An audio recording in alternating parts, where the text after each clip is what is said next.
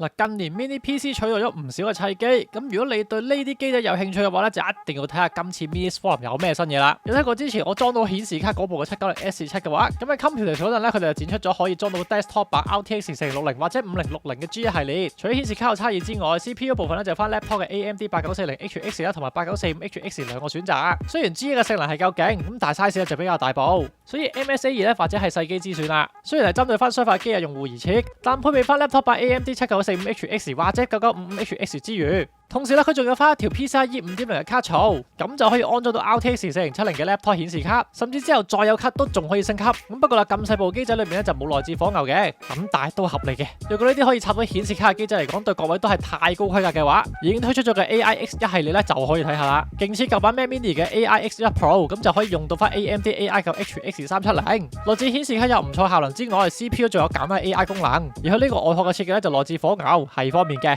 再細部啲嘅 AIX1 就會用到全新嘅 AMD Ryzen 7260，咁不過火牛就要外置啦。最後對於想遲早 NAS 或者 DAS 嘅朋友仔，5B 嘅 N5 Pro 咧就可以幫到你。除咗5個 Hard Disk 位之外，仲可以有翻3個 M.2 或者1個 M.2 加2個 U.2 去做擴充，加埋 AI9HX370 可以提供翻10GB 同埋5GB 嘅 LAN。嗱，識得整嘅話真係勁過唔少個 NAS。唔知以上嘅 Mini PC 又啱唔啱大家呢？咁不妨留個言啦。